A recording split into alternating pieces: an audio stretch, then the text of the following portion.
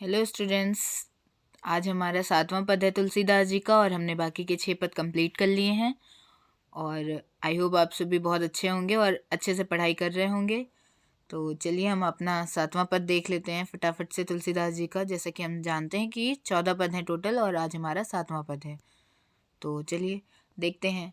अस कही कुटिल भई उठ ठाड़ी, मानहु रोष तरंगिनी बाड़ी। इसके पहले वाले पद में हमने देखा था कि राजा दशरथ रानी कैकेयी से उस दूसरे जो राम जी को वनवास भेजने वाला वर था उसे वापस लेने के लिए कह रहे थे, और यदि वे वापस नहीं लेती हैं तो उनकी दशा किस प्रकार हो जाएगी, वे उसे रानी कैकेयी को अपनी दशा समझाने का प्रयत्न कर रहे थे। तो देखते हैं आगे क्या होता है। अस कही कुटिल भई उठी ठाड़ी, मानहु रोष तरंगिनी बाढ़ी।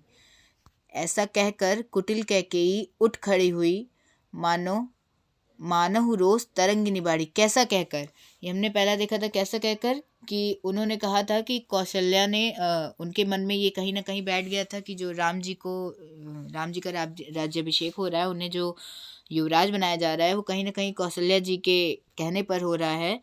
ऐसा कहा था उन्होंने, ऐसा पिछले वीडियो में हमने देखा था। और उन्होंने ये भी कहा था कि इसी वजह से उनके मन में कौशल्या जी के प्रति द्वेष और ईर्ष्या उत्पन्न हुई थी। तो उन्होंने उनसे एक बदले की भावना में भी राजा दशरथ को ये चीज़ कहा था कि वे मेरा जिस प्रकार भला चाहती हैं मैं जानती हूँ, और जैसा भला वो मेरे लिए चाहती हैं वैसा ही मैं भी उन्हें उनके लिए वैसा ही करूँगी, वैसा ही फल उन्हें मैं भी दूंगी। तो अब हम आगे देखते हैं उसके क्या ऐसा कहने के बाद वो क्या करती हैं। और उसके बाद में वे दशरथ जी को ये भी कहती हैं कि अगर कल राम जी वनवास नहीं गए, सुबह होते ही वे मुनि के रूप में वनवास नहीं जाते हैं, वनवास का धारण नहीं करते हैं, तो फिर आप देखिएगा मेरी मृत्यु निश्चित है और उसका अपयश आपको ही मिलेगा। ऐसा कहने के बाद में ये अगला पद है। उसके बाद ऐसा कहने बाद अस कही कुटिल भई उठी थाड़ी, मानहु रोष तरंगिनी बाड़ी। ऐसा कहकर जो कुटिल कैकेयी वो उठ खड़ी हुई, मानहु रोष तरंगिनी बाड़ी, मानो क्रोध की नदी उमड़ी हो। वो इस प्रकार उठ के खड़ी हुई कि मानो जो क्रोध, वो एक क्रोध रूपी नदी के समान उठ के खड़ी हुई और उनकी जो है वो नदी उमड़ पड़ी। वो क्रोध की जो नदी थी, मानो ऐसा लग रहा था उनके खड़े होने पर कि क्रोध की जो नदी क्रोध रूपी है वो उमड़ पड़ी।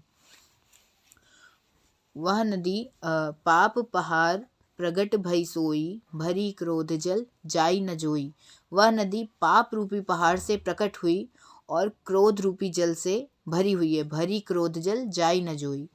और ऐसी भयानक है, मतलब वो नदी इतनी ज़्यादा भयानक है कि वो नदी देखी नहीं जाती है। दो बरकूल कठिन हट धारा, भवर कुबरी बचन प्रचारा।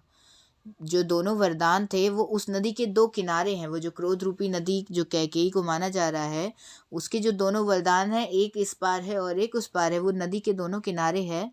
कूल अर्थात किनारा, भवर कुबरी बचन प्रचारा। और आगे क्या कह रहा है इसमें कि कैकेयी का जो कठिन हट है, जो उसकी जिद जो है कि नहीं मुझे दोनों वर ही चाहिए, वो उस नदी की तीव्र धारा है।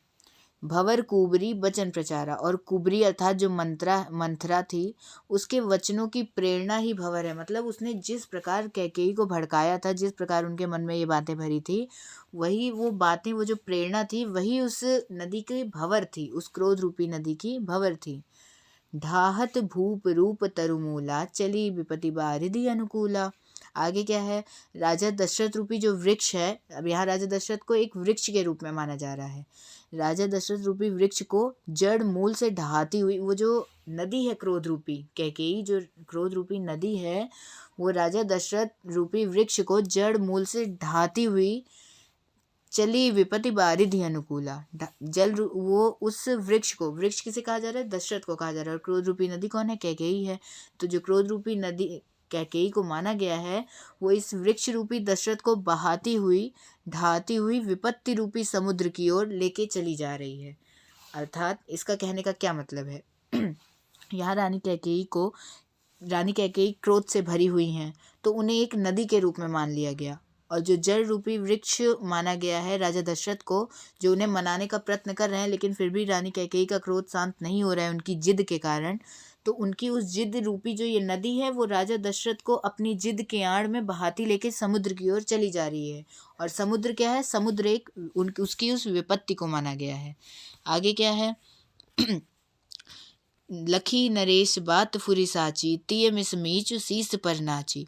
राजा ये बात समझ जाते हैं कि सच में अब ये बात जो है ये सच्ची है, स्त्री के बहाने मेरी मृत्यु ही सिर पर नाच रही है।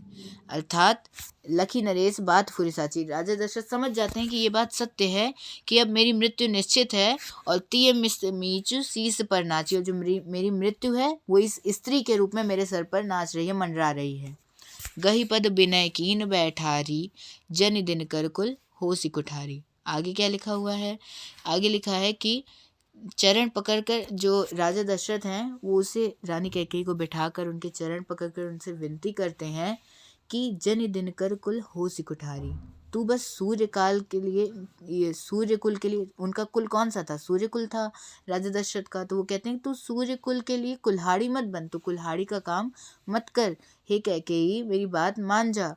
फिर आगे वो कहते हैं मागु माथ अबहीं देव तो ही, राम बिरह जनि मारस मोही। वो कहते हैं कि तुम मेरा मस्तक मांग लो, मैं तुम्हें अभी तुरंत दे दूं, अबहीं देव तो ही, राम बिरह जनि मारस मोही। पर राम के विरह में, हे कैकेयी राम के विरह में मुझे मत मार। राखु राम कहु जेहि तेहि भांति, नाहि त जरहि जन्म भरी छाती। जिसके किसी प्रकार से हो तू राम को रख ले। राखु राम को जेहि तेहि भांति, तुम किसी भी प्रकार से राम को रख लो, कैसे भी करके रख लो। ना ही तो जरहि जन्म भरी छाती, नहीं तो हे कैकेयी जन्म भर तुम्हारी छाती जलेगी, जन्म भर तुम मन ही मन पछताओगी। आगे लिखा है, दोहा है, देख व्याधि असाध नृपु, परेउ धरन धुनि मात, कहत परम आरत बचन, राम राम रघुनाथ। आगे क्या है? राजा ने देखा कि लोग असाध्य हैं, तब कहत परम आरत बचन, राम राम रघुनाथ, तब वे अत्यंत आर्तवाणी से हा राम हा रघुनाथ कहते हुए सिर पीट कर पछताते हुए जमीन पर गिर पड़े। यही हमारा आज का पद था। अब बाकी के हम पद अगले वीडियो में देखेंगे। आज के लिए बस इतना ही।